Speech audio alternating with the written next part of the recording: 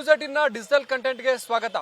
ಬೆಳಗಾವಿಯಲ್ಲಿ ರೈತರಿಗೆ ಏನು ಮೊದಲು ರಸಗೊಬ್ಬರದ ಸಮಸ್ಯೆ ಆಯಿತು, ಬಳಿಕ ಕಳಪೆ ಬೀಜ ಪೂರೈಕೆ, ಈಗ ಮತ್ತೊಂದು ಶಾಕ್ ಎದುರಾಗಿರ್ತಕ್ಕಂಥದ್ದು. ಇಡೀ ಬೆಳಗಾವಿ ಜಿಲ್ಲೆಯ ಏನು ಸವದತ್ತಿ, ಬೈಲಹೊಂಗಲ ಹಾಗೆ ಬೆಳಗಾವಿ ತಾಲೂಕಿನಲ್ಲಿ ರೈತರಿಗೆ ಉತ್ತಮವಾಗಿ ಏನು ಬಂದಿರುವಂತಹ ಸೋಯಾಬೀನ್ ಕಾಳು ಕಟ್ಟಿಲ್ಲ. ಕಾಳು ಕಟ್ಟಿದ್ದ ಕೆಲವು ಕಡೆಗಳಲ್ಲಿ ಕೀಟಬಾಧೆಯಿಂದ ಸಾಕಷ್ಟು ನಷ್ಟವನ್ನು ಅನುಭವಿಸಿದ್ದಾರೆ. ಸುಮಾರು ನೂರಾರು ಎಕರೆ, ಸಾವಿರಾರು ಎಕರೆ ಪ್ರದೇಶದಲ್ಲಿ ಬೆಳೆದಂತಹ ಸೋಯಾಬೀನ್ ಬೆಳೆಯನ್ನ ಸ್ವತಃ ತಾವೇ ಒಂದು ರೀತಿ ಅದನ್ನ ಏನು ಟ್ರ್ಯಾಕ್ಟರ್ಗಳ ಮೂಲಕ ಏನು ಕಿತ್ತಿ ಹಾಕುವ ಮೂಲಕ ನಾಶವನ್ನು ಪಡಿಸ್ತಾ ಇದ್ರು. ಇದು ರೈತರಿಗೆ ಈ ಒಂದು ಮಳೆಗಾಲ ಅಥವಾ ಈ ಒಂದು ವರ್ಷದಲ್ಲಿ ಎರಡನೇ ಮೂರನೇ ಶಾಕ್ ಅಂತ ಹೇಳ್ಬೋದು. ಯಾಕಂದ್ರೆ ಮೊದಲು ಕಳಪೆ ಬೀಜಗಳ ಪೂರೈಕೆ ಆಗಿತ್ತು, ಇದರಿಂದ ರೈತರು ದೊಡ್ಡ ಪ್ರಮಾಣದಲ್ಲಿ ಹಾನಿಯನ್ನ ಅನುಭವಿಸಿದ್ರು. ಆ ಒಂದು ಕಳಪೆ ಬೀಜ ಮೊಳಕೆ ಹೊಡೆಯದ ಕಾರಣಕ್ಕಾಗಿ ಮತ್ತೊಮ್ಮೆ ಅದನ್ನ ಬಿತ್ತನೆಯನ್ನ ಮಾಡಿದ್ರು. ಆಗ ಏನು ಗೊಬ್ಬರ ಆಗಿರ್ಬೋದು ಮತ್ತು ಟ್ರ್ಯಾಕ್ಟರ್ ಬಾಡಿಗೆ ಅಂತೇಳಿ ನಷ್ಟ ಆಯಿತು. ಬಳಿಕ ರಸಗೊಬ್ಬರ ಕೊರತೆ ರಾಜ್ಯಾದ್ಯಂತ ಏನು ಆಗಿತ್ತು, ಅದರ ಎಫೆಕ್ಟ್ ಕೂಡ ಬೆಳಗಾವಿಯಲ್ಲಿ ತಟ್ಟಿದೆ. ಸಾಕಷ್ಟು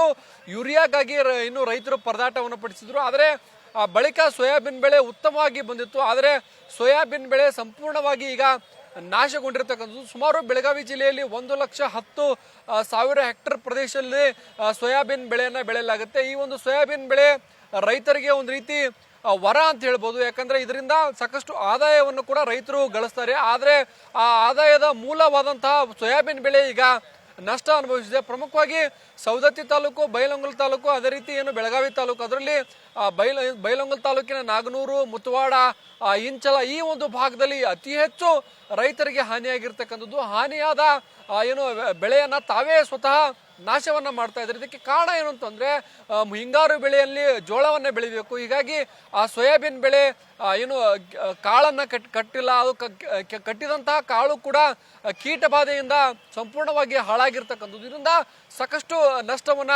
ಬೆಳಗಾವಿಯ ರೈತರು ಅನುಭವಿಸ್ತಾ ಇದ್ದಾರೆ. ರಾಜ್ಯದ ಕೃಷಿ ಸಚಿವರು ಇದುವರೆಗೂ ಕೂಡ ಬೆಳಗಾವಿಯತ್ತ ಮುಖ ಮಾಡಿಲ್ಲ. ಈ ಒಂದು ಸಮಸ್ಯೆಗೆ ಮೂಲ ಕಾರಣ ಏನು, ಎಷ್ಟು ಕೀಟ ನಾಶಕವನ್ನ ಹಾಕಿದ್ರು ಕೂಡ ಯಾಕೆ ಇದರ ಎಫೆಕ್ಟ್ ಆಗಿಲ್ಲ ಅನ್ನೋದ್ರ ಬಗ್ಗೆ ಬೆಳಗಾವಿ ಏನು ಕೃಷಿ ಅಧಿಕಾರಿಗಳು ಸಂಶೋಧನೆ ಮಾಡಬೇಕಿತ್ತು. ಅವರು ಕೂಡ ಈ ನಿಟ್ಟಿನಲ್ಲಿ ವಿಫಲವಾಗಿದ್ದಾರೆ. ಕೇವಲ ಕಚೇರಿಯಲ್ಲಿ ಕುಳಿತು ಹಾರಿಕೆಯ ಉತ್ತರವನ್ನ ಕೊಡ್ತಿದ್ರು. ಇದು ರೈತರಿಗೆ ಸಿಡಿಲು ಪಡೆದಂತಾಗಿದೆ, ಬರ ಸಿಡಿಲು. ಯಾಕಂದ್ರೆ 1 ಎಕರೆ ಏನು ಸೋಯಾಬೀನ್ ಬೆಳೆಯಕ್ಕೆ ಸುಮಾರು 10,000 ರಿಂದ 15,000 ರೂಪಾಯಿ ಖರ್ಚಾಗುತ್ತೆ. ಆ 15,000 ರೂಪಾಯಿ ಖರ್ಚು ಮಾಡಿರ್ತಕ್ಕಂಥದ್ದು ಏನು ಇದಕ್ಕಾಗಿ ಏನು ಸಾವಿರಾರು ರೂಪಾಯಿಯನ್ನ ಖರ್ಚು ಮಾಡಿದ್ದಾರೆ. ಈಗ ಬೆಳೆಯನ್ನ ನಾಶ ಮಾಡೋಕ್ಕೂ ಕೂಡ ಎಕರೆಗೆ 6,000 ರೂಪಾಯಿ ಅಷ್ಟು ಕೊಡಬೇಕಾದಂತ ಸ್ಥಿತಿ ಸದ್ಯ ರೈತರಿಗೆ ಬಂದಿರತಕ್ಕಂಥದ್ದು. ರೈತರಿಗೆ ಬಂಡವಾಳ ನಷ್ಟ ಆಗಿದೆ. ಹೀಗಾಗಿ ರೈತರು ಕಣ್ಣೀರಿಡುವಂತ ಸ್ಥಿತಿಗಳು ಈಗ ಸದ್ಯ ನಿರ್ಮಾಣವಾಗಿರ್ತಕ್ಕಂಥದ್ದು. ಇನ್ನಾದರೂ ಸರ್ಕಾರ ಈ ಒಂದು ರೈತರ ನೆರವಿಗೆ ಬರಬೇಕಿದೆ. ರೈತರು ಸೋಯಾಬೀನ್ ಬೆಳೆ ಬರಲಿ ಅಂತೇಳಿ ಅನೇಕ ಔಷಧಿಗಳನ್ನ, ರಸಗೊಬ್ಬರಗಳನ್ನ ಉಪಯೋಗ ಮಾಡಿದ್ದಾರೆ. ಅದು ಯಾವುದೂ ಕೂಡ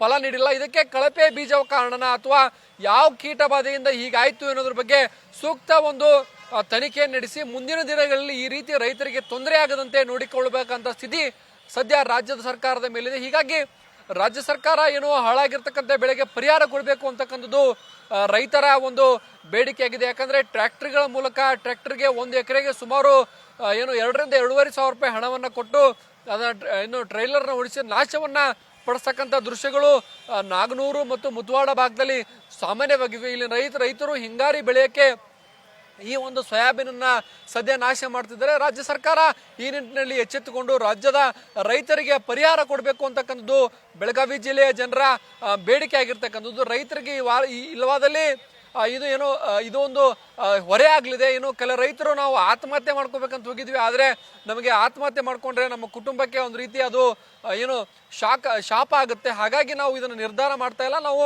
ಹೋರಾಟವನ್ನ ಮಾಡ್ತೀವಿ. ರಾಜ್ಯ ಸರ್ಕಾರ ನಮಗೆ ಸೂಕ್ತ ಪರಿಹಾರ ಕೊಡಬೇಕು ಮತ್ತು ಸೋಯಾಬೀನ್ ಈ ರೀತಿ ಕೀಟಬಾಧೆ ಮತ್ತು ಕಾಳನ್ನ ಬಿಡಕ್ಕೆ ಕಾರಣ ಏನೋದ್ರ ಬಗ್ಗೆ ಕೃಷಿ ಅಧಿಕಾರಿಗಳು ಪತ್ತೆ ಮಾಡಬೇಕು ಅಂತಕ್ಕಂಥ ಆಗ್ರಹವನ್ನ ಮಾಡ್ತಾ ಇದ್ದಾರೆ.